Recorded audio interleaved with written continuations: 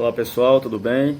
Nós estamos iniciando aqui mais uma aula, mais um momento que nós temos aqui de reflexão da Palavra de Deus.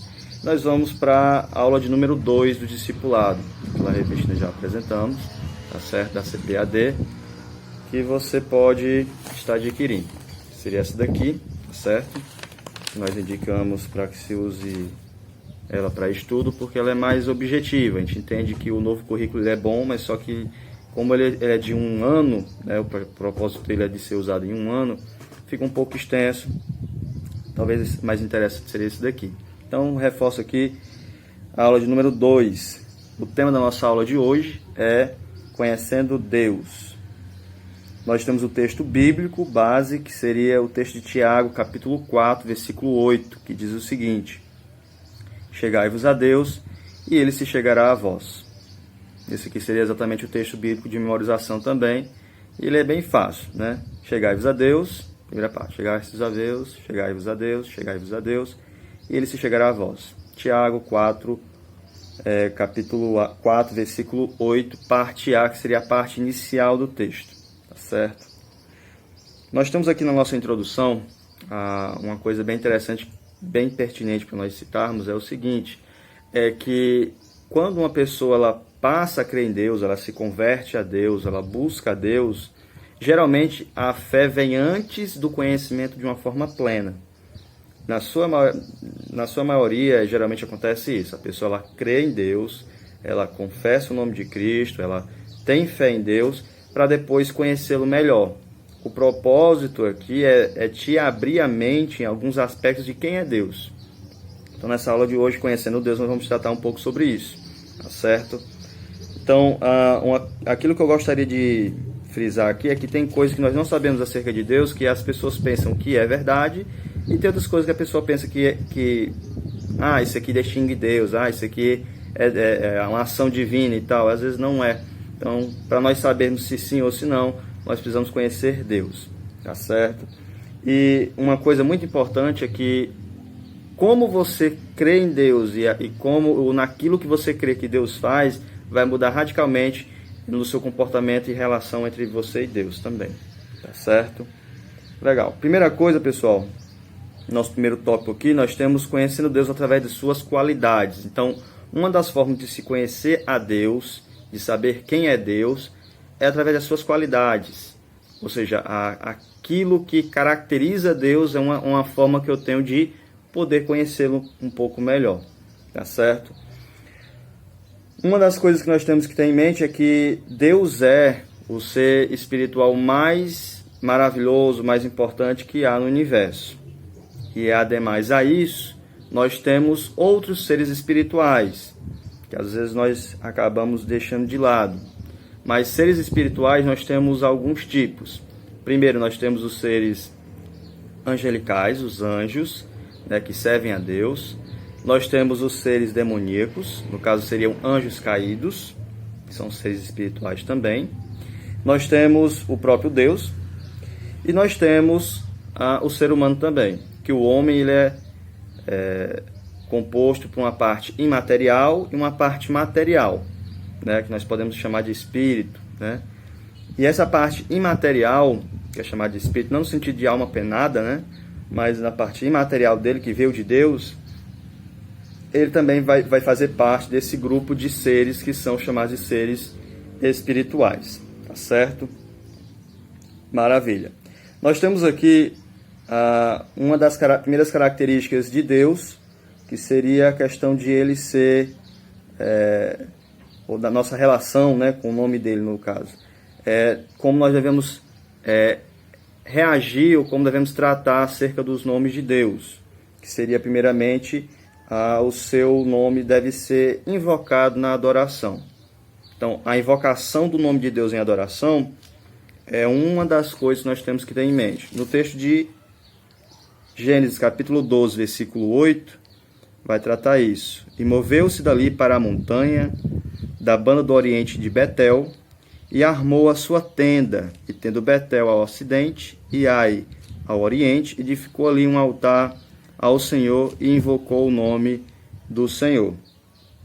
Então perceba, a primeira coisa que nós temos que ter em mente quanto ao nome de Deus é que nós devemos invocá-lo na adoração. E o texto bíblico aqui vai falar exatamente que Abraão fez isso quando ele é chamado por Deus ali em Gênesis 12. Tá certo? A primeira coisa, devemos invocá-lo. Uma outra coisa que o texto vai nos tratar aqui seria que nós devemos temê-lo. Nós temos o texto de Deuteronômio, capítulo de número 28, versículo de número 58. Deuteronômio 28, 58 diz assim: E se não tiveres cuidado de guardar todas as palavras desta lei que estão escritas neste livro, para temeres este nome glorioso e maravilhoso, o Senhor teu Deus. Então, nessa passagem, ele vai falar sobre a questão de temer.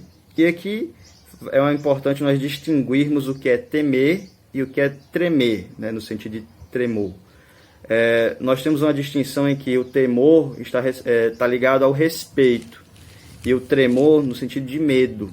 Então nós devemos temer a Deus, nós devemos respeitar. Muito embora o respeito muitas vezes está ligado ao medo, por exemplo, uma pessoa respeita o pai e a mãe, muitas vezes está ligado à questão do medo também a eles. Mas existe uma distinção quando você teme no sentido de respeito, no sentido de devoção, comparado a um medo que a pessoa tem propriamente dito.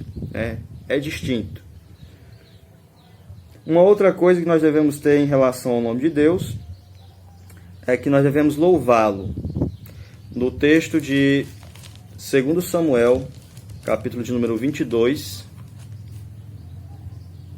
versículo de número 50, diz assim: Por isso, ó Senhor, te louvarei entre as nações e entoarei louvores ao teu nome.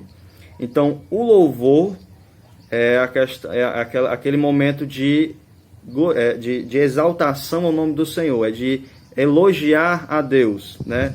Um dos significados do louvor está ligado à questão do elogio, é bem dizer a Deus, tá certo? Então, a pessoa que louva a Deus está bem dizendo.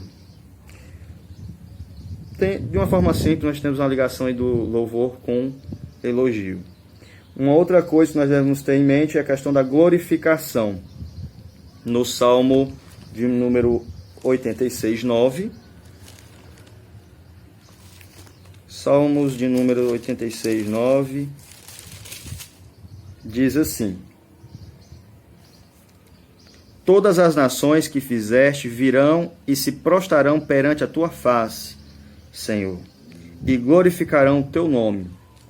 Então, se o louvor está ligado a elogio, a glorificação, que muitas vezes existe uma confusão nele, está ligado a reconhecimento de sua glória e de seus atributos. Ou seja, o reconhecimento, a entrega daquilo que você entende que é devido a Deus. Tá certo? Então a glorificação está ligada a essa questão de reconhecimento. Nós glorificamos a Deus quando nós fazemos algo que nós reconhecemos que Ele nos deu condições de fazer, por exemplo.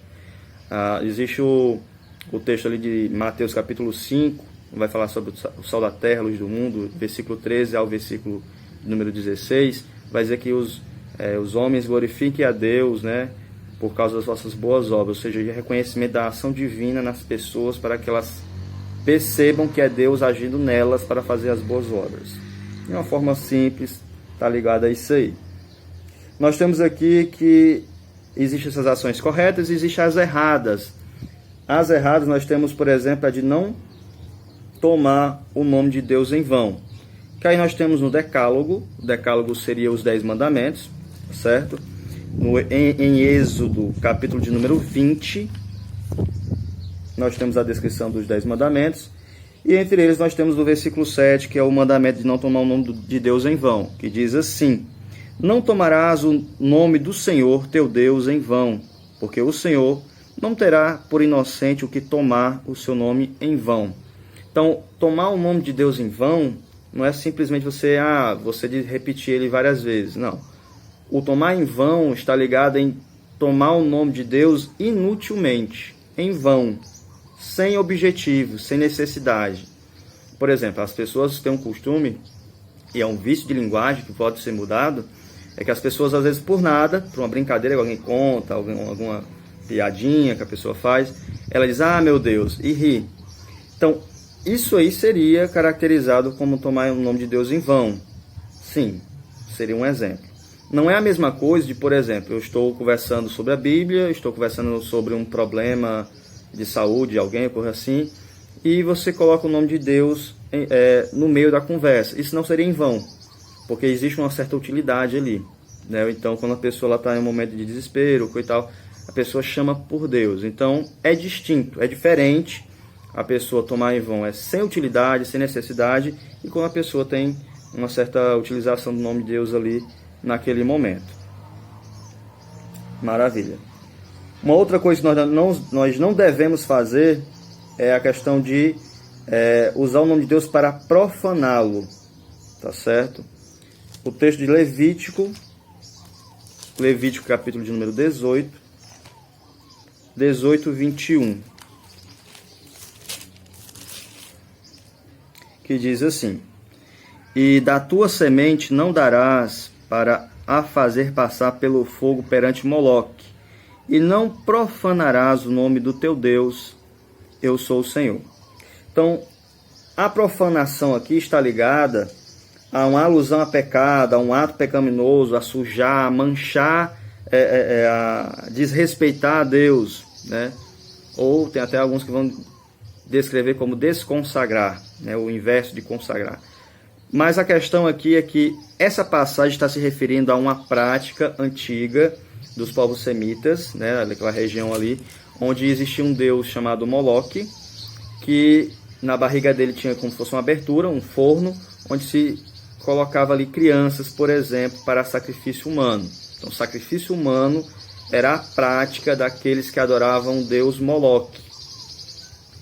Então, assim, essa prática era abominável aos olhos de Deus, e para o povo de Israel não era permitido que se fizesse isso, né? Sacrificar um filho para o deus Moloque, não era permitido. Então era uma profanação. Por quê? Porque você está dando ali alguém que é a imagem e semelhança de Deus, um ser humano, para sacrifício de uma divindade, de pseudo-divindade no caso, né?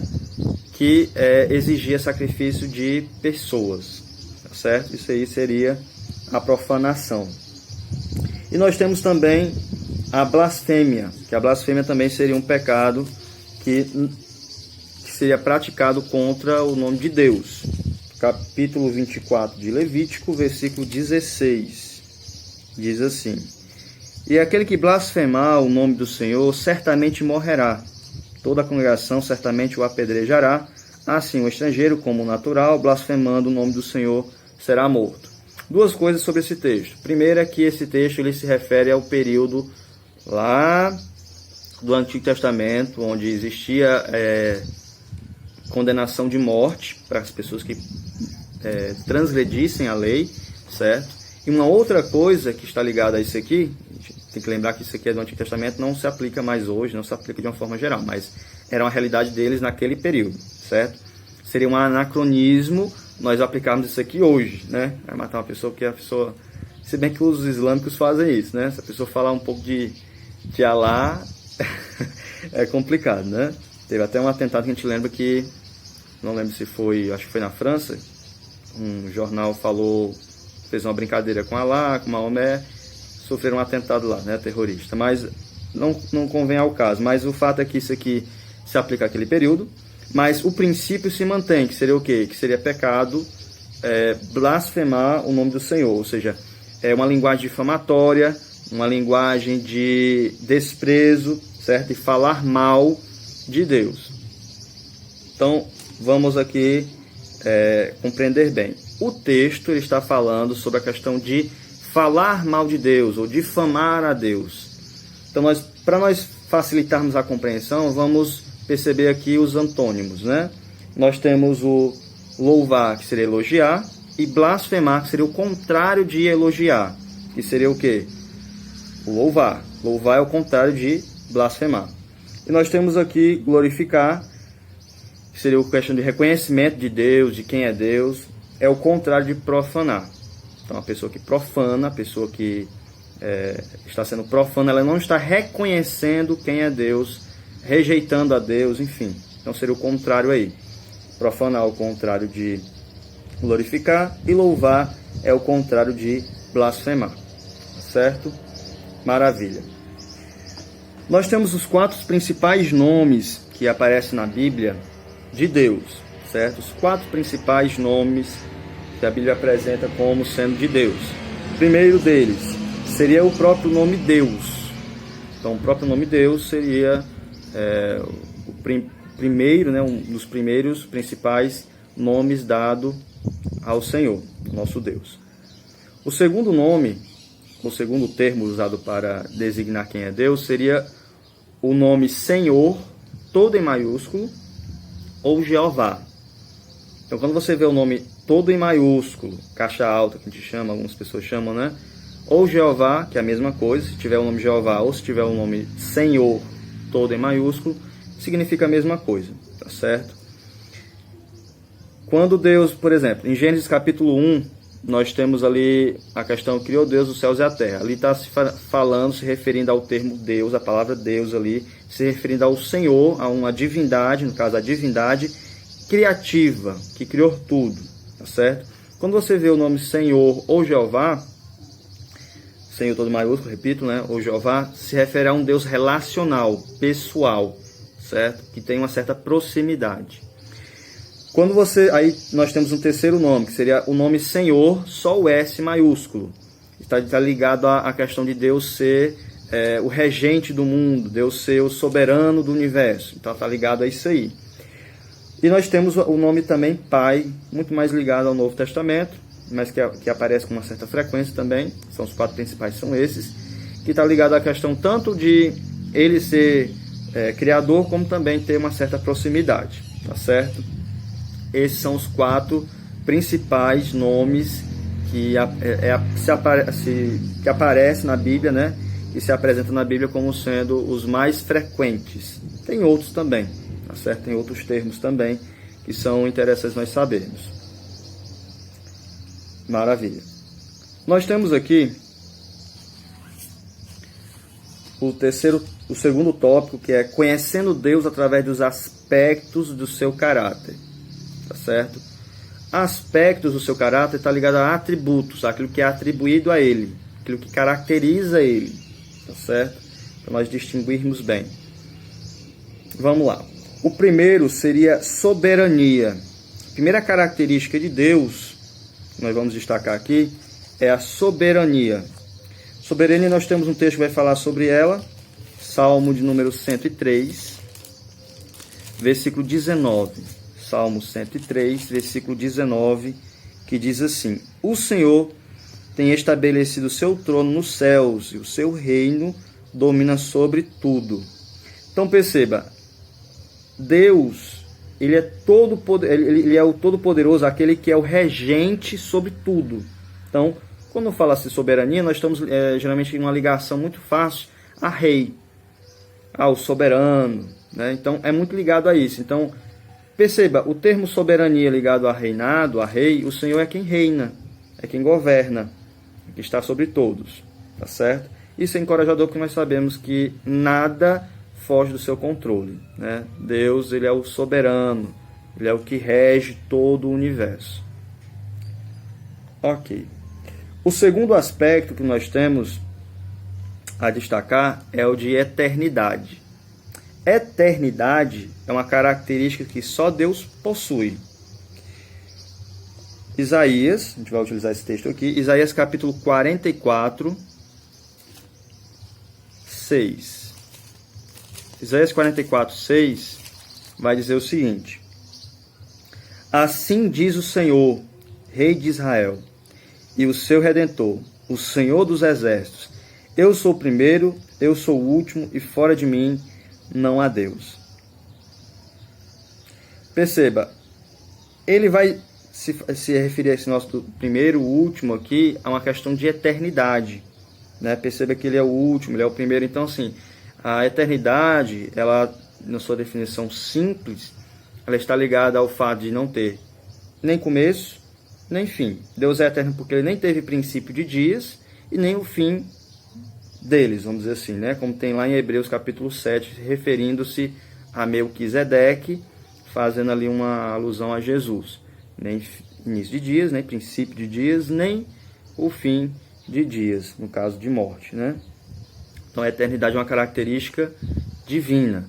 Tanto Jesus vai falar a questão de ele ser antes de Abraão e tal, como o Espírito Santo, lá em Hebreus vai falar um pouco disso também, de ele ser o Espírito eterno.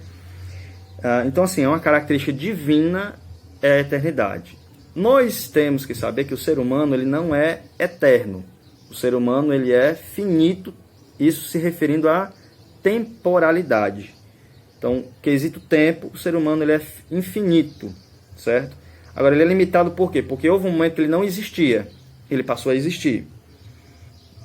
Se a gente fosse traçar uma linha, né, de tempo, houve um momento que ele foi criado, depois disso ele passou a existir. Porém, ele não terá mais fim. Até tem uma parte de nós que vai passar ou no céu ou no inferno, né? O ser humano, de uma forma geral, ele vai passar o resto da eternidade ou no céu ou no inferno. Por quê? Porque ele não vai ter mais fim. Aqueles que acreditam na questão de aniquilação da alma, nós não concordamos, mas a pessoa ela vai passar a eternidade em algum lugar, tá certo? Mas nós não existimos desde sempre, mas Deus sim. Então essa é a diferença da questão temporal entre o ser humano, os anjos, os animais e Deus, tá certo? É a questão de temporalidade, né? De quando foi criado. E Deus não foi criado, por isso que ele não tem início. É meio complexo, né? Mas é isso mesmo. Vamos lá. O terceiro aspecto divino é a onisciência. A onisciência ela está ligada ao conhecimento, né? Deus tem ciência de tudo, de uma forma bem simples. Um texto de Hebreus vai relatar bem sobre isso, é Hebreus capítulo 4. Esse texto de Hebreus ele é bem interessante. Hebreus 4, versículo 13, que diz assim, 4:13. E não há criatura alguma encoberta diante dele. Antes, todas as coisas estão nuas e patentes aos olhos daquele com quem temos de tratar. Então perceba, todas as coisas estão aos olhos de Deus patentes, não existe dificuldade dele visualizar, dele saber tudo, né? Então a onisciência de Deus é uma característica que só ele possui, que ele sabe de tudo. E aqui entra tanto a questão do passado, como do presente, como do futuro. Deus já sabe, até com antecedência, o que nós vamos fazer futuramente. Tanto que ele vai dar aos profetas, vamos dizer assim, lampejos do que vai acontecer no futuro, como deu a João, né, visões, né, de como iria acontecer no futuro acerca das profecias no Apocalipse. Né, e como outros profetas também, como Isaías, enfim, Daniel. Então tem várias aí passagens referindo-se a isso. Então a onisciência é uma outra característica divina. O quarto aspecto divino seria a onipresença. A onipresença é a característica divina que Deus pode estar presente, né, pode estar presente em todos os lugares, em qualquer lugar e ao mesmo tempo. Tanto que nós temos aqui a questão que nós falamos que quando nós fazemos um culto, onde tiver 2 ou 3 reunidos no nome dele, ele se faz presente. Então nós temos a questão do culto. Tem um culto acontecendo em Limoeiro, tem um culto acontecendo em Tabuleiro, em Russas, Morada Nova, e Deus está presente ao mesmo tempo em todos. Para a nossa capacidade de raciocínio, nós temos um problema, né? Porém, é algo que é fato. Deus pode estar presente em todo canto, porque ele não é criatura e não está limitado ao tempo e nem ao espaço. Maravilha. Nós temos aqui o texto de Jeremias 23, 24 vai falar sobre isso. Jeremias 23, 24.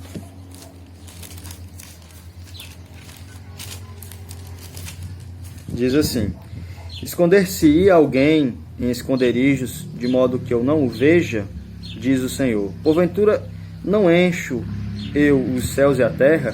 diz o Senhor. Então não existe nada encoberto, não existe nada que Deus não possa estar presente, nem em canto nenhum. Maravilha. Nós temos aqui um outro atributo divino, que é a onipotência. A onipotência é a característica divina, o aspecto divino onde Deus é onipotente. Deus tem todo o poder de fazer o que Ele quiser. E aqui vai uma dica a algumas pessoas que têm confusão quanto à onipotência divina.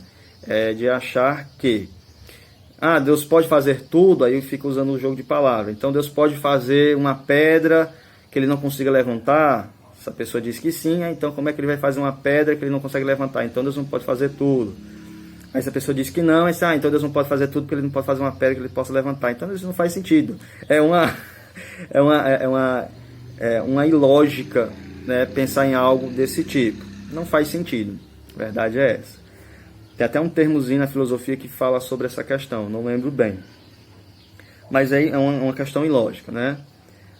Mas o fato é que Deus, Ele faz tudo o que lhe apraz, como a Bíblia diz, mas está ligado a uma questão do seu caráter, dos seus atributos. Então não vai fazer uma coisa que vá contra aquilo que é da sua natureza. Deus não vai fazer, tá certo?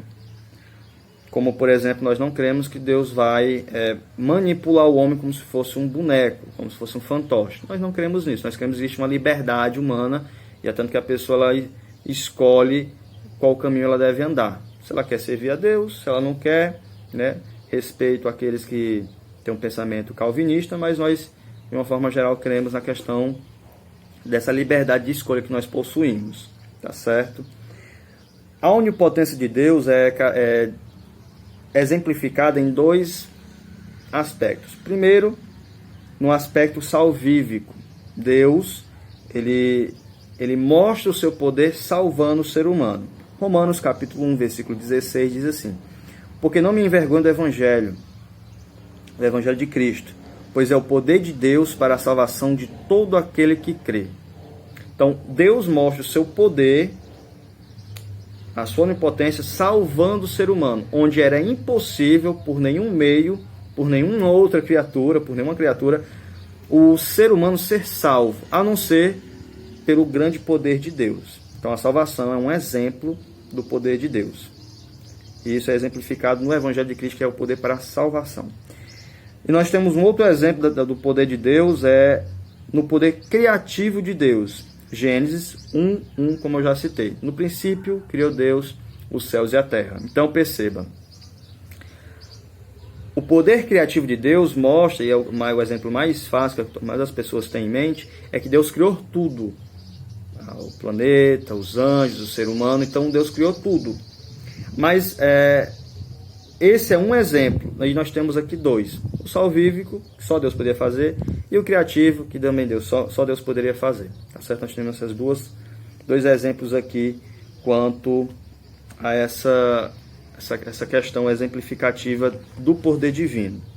Ademais a isso, nós temos o texto de Hebreus 1, versículo 3, que eu gosto desse texto aqui. Ele é bem interessante. Diz assim, falando de Jesus: o qual, sendo o resplendor da sua glória e a expressa imagem da sua pessoa, e sustentando todas as coisas pela palavra do seu poder, havendo feito por si mesmo a purificação dos nossos pecados, assentou-se à destra da majestade nas alturas, feito tanto mais excelente do que os anjos, quando herdou mais excelente nome do que eles. Então perceba aqui, falando de Jesus, o grande poder expressado aqui nesse versículo, falando do nosso Deus. Tá certo? Maravilha. E tem um texto de Filipenses, vai falar também do seu grande poder. Filipenses, capítulo de número 3, versículo 20 e 21.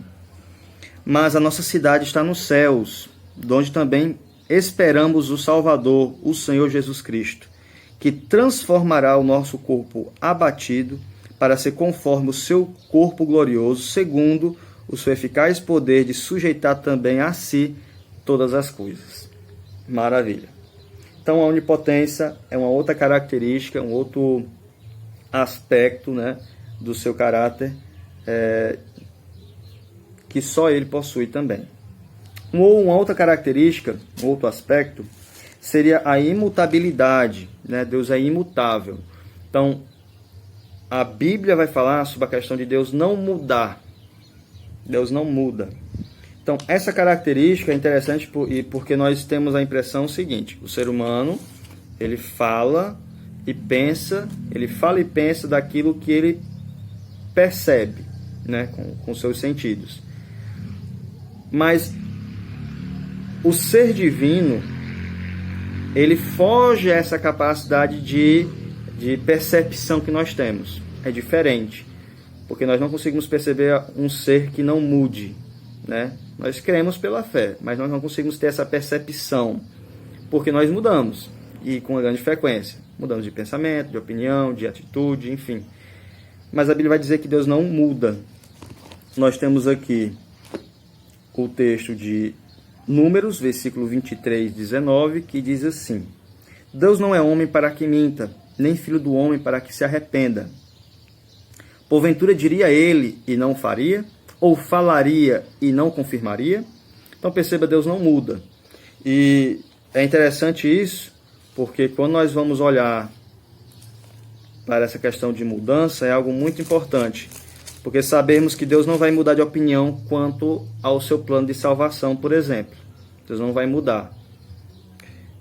Porque ele é imutável, tá certo? Essas 6 características, esses 6 aspectos que eu descrevi agora, eles são o que nós chamamos de aspectos, né, ou atributos imutáveis de Deus, são características exclusivas de Deus, que são apenas ele possui, certo? São a característica que apenas ele possui. São o que nós chamamos de atributos incomunicáveis. Só Deus possui atributos incomunicáveis. E agora vamos ver 4 características, 4 atributos que são o que nós chamamos de atributos comunicáveis, que o homem pode ter também, é lógico, de forma limitada, em Deus em sua perfeição, mas um homem de forma limitada ele também pode possuir. Primeiro, nós temos a retidão. Está ligado ao texto ali de Mateus 4, 5, 48. Em Mateus 5, 48. Que vai falar o seguinte: sede, pois, perfeitos, como é perfeito o vosso Pai que está nos céus. Então, essa perfeição no sentido de ser certo, né? De ser correto.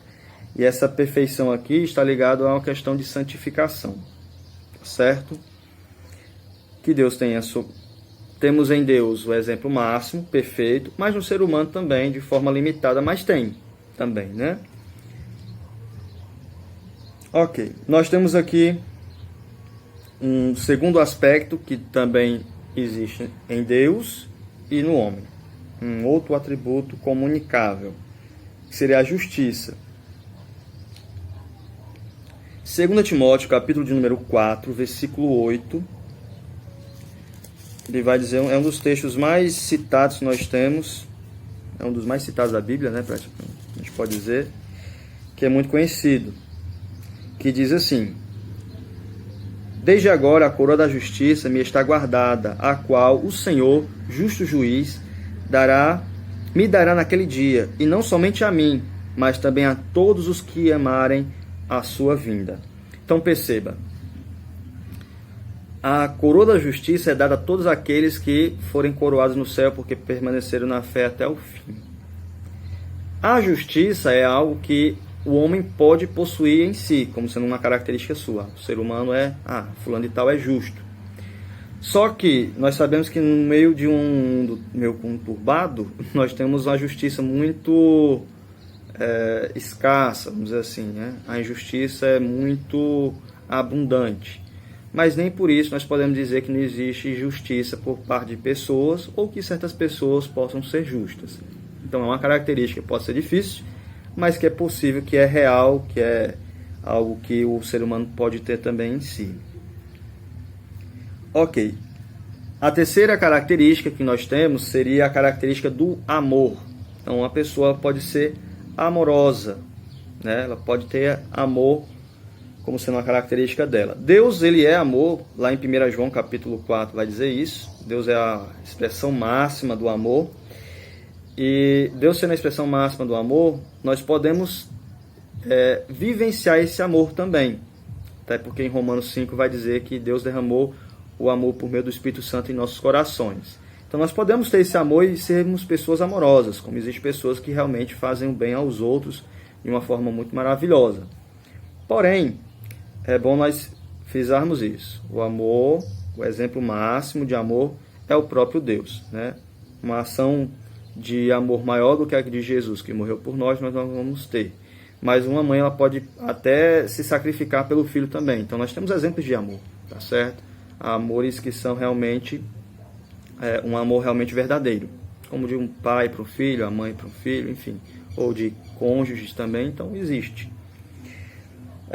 O último aspecto, o quarto, que seria o comunicável, seria a verdade. Então o ser humano, ele pode também, o homem, ele pode ser verdadeiro, ele pode ter como característica nele a questão de ser verdadeiro, está muito ligado à questão também de sinceridade, tá certo? Muito embora a verdade hoje em dia ela não seja muito, vamos dizer assim, não aceita, mas muito desejada, né? Uma coisa que muitas vezes as pessoas elas preferem viver uma ilusão, um engano, do que saber a verdade, porque a verdade muitas vezes ela não é a melhor possível em alguns aspectos, em alguns momentos, em alguns exemplos, mas a verdade sempre vai ser a melhor do que a mentira, né? Maravilha. Nós temos agora o terceiro tópico, conhecendo Deus, Jesus e o Espírito Santo. Nós temos aqui uma doutrina, das principais doutrinas da fé cristã, que é a doutrina da Trindade. A doutrina da Trindade é uma doutrina importantíssima, certo? Existem distorções, existem má compreensões em alguns aspectos. Nós vamos aqui de forma simples tentar tratar ela aqui de maneira que seja compreensível. Em João, capítulo 15, versículo 26, diz assim, 15 e 26. Mas quando vier o Consolador, que eu da parte do Pai vos hei de enviar, aquele Espírito da verdade que procede do Pai, testificará de mim. Nós temos um outro texto, 1 Coríntios 8, 4, que diz assim, não há outro Deus senão um só. Então vamos lá. Qual é a questão aqui? É que esses dois textos ele vai dar um norte da doutrina da Trindade. Primeiramente, nós temos que perceber que só existe um Deus. Só existe um Deus. Nós não somos politeístas, né? No cristianismo não existe politeísmo, que é a questão de crer em vários deuses. Nós cremos em um só. Nós somos monoteístas. Existem 3 religiões mundiais que são tidas como monoteístas. Nós temos o judaísmo, nós temos o islamismo e nós temos também o cristianismo, tá certo?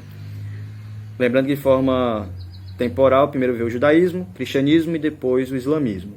Mas a questão é que o cristianismo nós cremos em um único Deus. Então como é que pode ser Pai, Filho e Espírito Santo ser um Deus só? Essa é a grande questão, essa é a grande dificuldade, porque nós não conseguimos com os meios que nós temos definir Deus de uma forma plena que o nosso racional não fique com problema, mas nós cremos pela fé. Então nós temos aqui, vou dar alguns textos bíblicos para reafirmar isso, mas uma coisa que eu quero dizer é o seguinte, eu creio na Trindade, não porque me disseram que a Trindade é a verdade, não, é porque eu creio na Bíblia, por vários motivos nós podemos citar, é a palavra de Deus e eu creio nela. O fato é que ela me força a crer que existe a Trindade. Não é porque é o mais fácil de crer a Trindade. Não, mais fácil é você crer que existe um Deus, que ele se apresentou como Pai, como Jeová no Antigo Testamento, ele se apresentou aos homens como Jesus, e depois ele se apresenta como o Espírito Santo. Essa visão seria, entre aspas, mais fácil. O problema é que a Bíblia não vai dizer isso. Então eu prefiro ir pela Bíblia, que é mais fácil. Vamos lá. Nós temos aqui o texto de Mateus que vai dizer exatamente o contrário do que eu acabei de falar, no sentido de ser de uma pessoa só, mostrando 3 faces, vamos dizer assim, né? Ou 3 modos. Mateus 3, 16, 17 vai falar do batismo de Jesus, que diz assim, E sendo Jesus batizado, saiu logo da água, e eis que se lhes abriram os céus, e viu o Espírito de Deus descendo como uma pomba e vindo sobre ele. E eis que uma voz do céu dizia: Este é meu Filho amado, em quem me comprazo. Perceba, Jesus está na água, saindo da água, o Espírito Santo descendo como forma de uma pomba, e a voz do céu do Pai bradando a respeito do Filho, dizendo que ele tem prazer nele. Então nós temos aqui as três pessoas da Trindade em situações distintas que se apresentam em um mesmo momento.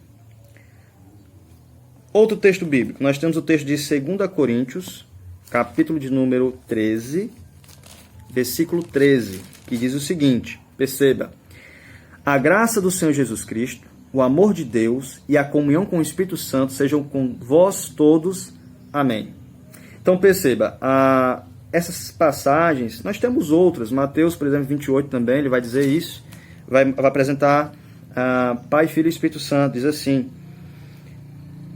28, 19. Portanto, ide, ensinai todas as nações, batizando-as em nome do Pai, do Filho e do Espírito Santo. Perceba, Pai, Filho e Espírito Santo, ele vai ser apresentado em várias passagens como sendo distintos, muito embora a Bíblia vai dizer que eles são um só, como lá em João. O fato é que Jesus, ele é Deus, o Pai, ele é Deus, e o Espírito Santo, ele é Deus, mas não são três deuses, é um Deus só, certo? Existem algumas características que nós podemos citar aqui, alguns exemplos, né? Nós temos o exemplo do Sol, muito embora não seja um exemplo maravilhoso, mas o Sol, ele tem a luz, tem a massa gasosa, que queima, e tem o calor. Muito embora é um Sol, é uma estrela só, tá certo? Mas ele é caracterizado aí nessas três coisas. A questão, eu repito aqui, não é uma doutrina fácil, é uma doutrina difícil, porém, é uma doutrina que nós conseguimos aceitar pelo fato que a Bíblia ela mostra com várias passagens bíblicas isso. Nós temos aqui outras passagens que eu vou mostrar aqui para vocês. O texto de Atos, capítulo 5, versículo de número 3 e 4, que diz assim: E disse então Pedro, Ananias, porque encheu Satanás o teu coração, para que mentistes ao Espírito Santo, e retiveste parte do preço da herdade? Guardando-a não ficava para ti? E vendida não estava em teu poder? Por que formastes este desígnio em teu coração? Não mentistes aos homens, mas a Deus. Perceba, no versículo 3 ele vai dizer que ele mentiu ao Espírito Santo. No versículo 4 ele vai dizer que mentiu a Deus. Então ele está dizendo, Pedro está dizendo, que eles mentiram ao Espírito Santo, que é Deus. Tá certo? Então, isso aqui simplifica bastante. O Espírito Santo é o Espírito de Deus, como a gente vai ver várias passagens bíblicas. E lá no texto de Atos, capítulo de número 16, vai dizer o seguinte: E passando pela Frígia, pela província da Galácia, foram impedidos pelo Espírito Santo de lhes anunciar a palavra na Ásia. E quando chegaram a Mísia, intentavam ir para a Bitínia, mas o Espírito de Jesus não lhe permitiu. Então, Espírito de Jesus, Espírito do Senhor, Espírito Santo é o mesmo ser, tá certo? Então, Pai, Filho e Espírito Santo aí é um Deus só, é um Deus triuno, 3 em 1, mas não são 3 deuses, tá certo? Pessoal, qualquer dúvida, comenta nos comentários, siga nas redes sociais, tá certo? Manda para nós aqui também, nos mande aí alguma dúvida, tá certo? Nós estaremos respondendo na medida do possível. Deus abençoe e até a próxima.